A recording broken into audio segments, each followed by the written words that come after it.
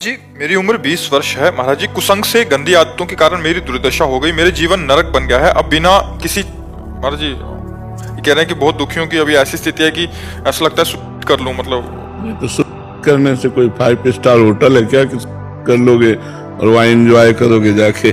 भूत प्रेत बनोगे, दुनिया की दुर्गति भोगनी पड़ेगी। अभी सुधार करो।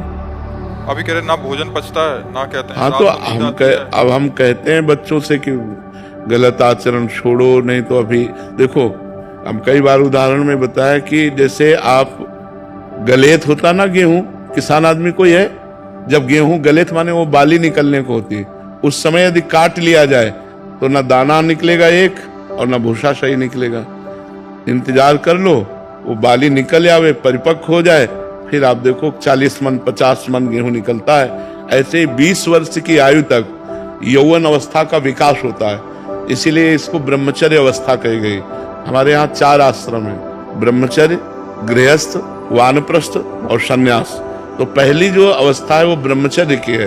अब अध्यात्म से कोई सीख नहीं ले रहा, कोई जुड़ नहीं रहा, मोबाइल से सीख ले रहे हैं, गंदे बच्चों से सीख ले रहे हैं, तो गंदी आदतें अब देखो कर ले, कितना कमजोर हो गया, कितना निगेटिव विचार हावी हो गया कि एक नया बच्चा अपने आप को खत्म करना चाहता है। और लोग जो है ये ध्यान नहीं दे रहे कि हमारे समाज की नई पीढ़ी कितना गिरती चली जा रही है। व्यसन में, व्यभिचार में, गंदी आदतों में जो हमारे भारत के भविष्य हैं, ये नए बच्चे शिकार होते चले जा रहे हैं इन गंदी बातों का। तो अब इसको तुम्हें छोड़ना होगा बच्चा, इसके लिए कोई मतलब ना हम कुछ कर सकते हैं और ना कोई वैद्य कुछ कर सकता है, क्योंकि जैसे हस्त क्रिया है, अगर आप उसे रोकोगे नहीं, आप व्यायाम नहीं करोगे, आप पवित्र आहार नहीं करोगे, तो आप ऐसे डिस्टर्ब बने रहोगे। छोड़ भी दिया, लेकिन 1.5 साल से दवाइयाँ भी ले रहा हूँ, औषधियाँ भी ले रहा हूँ, लेकिन अपने आप आप गलत आचरण करने से तो बताया नहीं, गलेत में गेहूं हो तो सब न भूस निकलता है न दाना। अब वो नस नाड़ियों का अभ्यास हो गया, मार दिया, पूरे जीवन को बर्बाद कर दिया। अब थोड़ा दंड बैठक मारो, 2 किलोमीटर दौड़ लगाओ, सुबह 4 बजे उठ करके दंड बैठक मारो, ठंडा जल पियो और ठंडे जल से प्रक्षालन करो। और अब दोबारा कभी ऐसी गलती मत करना।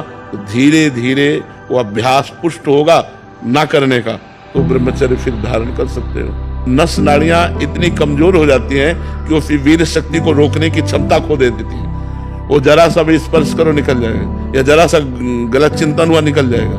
तो और ऐसा अभ्यास हो जाता है कि ना ना ना ना सोचते सोचते हो जाएगा।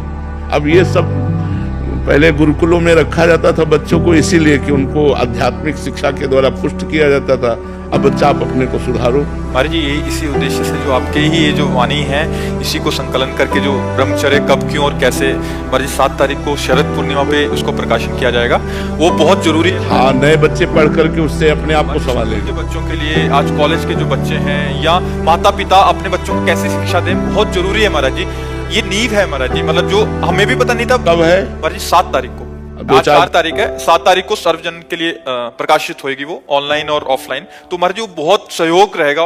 बहुत सुंदर वाणी बनी है महाराज जी, बच्चों से लेके वृद्ध तक कैसे, और ग्रस्त से लेके सन्यासी तक।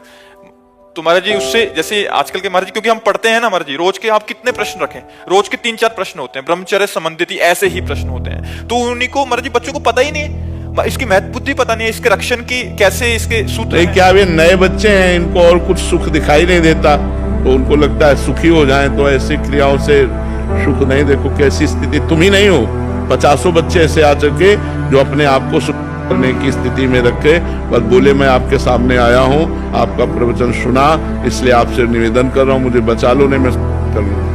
अब बताओ उसमें बचाने की क्या बात? अगर आप नहीं सुधरना चाहोगे तो हम कैसे बचा सकते? अब वो अभ्यास, बच्चा देखो जो अभ्यास गलत हो जाता है उसका कुपरिणाम होता है, ये कुपरिणाम है उसका, हस्तमैथुन का एक कुपरिणाम है। अब हिम्मत करो, जो हम कह रहे हैं तुमसे, 10, 15, 20 मिनट दंड बैठक मारो, 2 किलोमीटर दौड़ लगाओ, पवित्र भोजन करो और दोबारा गंदे भाव से स्पर्श मत करो, और भागवती चिंतन करो, नाम जप करो, धीरे धीरे ठीक हो जाएगा। आप चिंता न करो, भगवान बड़े कृपालु हैं। जब हम भगवान का नाम जप करेंगे, भगवान से प्रार्थना करेंगे, तो हमको बल देंगे। थोड़ा पौष्टिक आहार खाओ, गंदे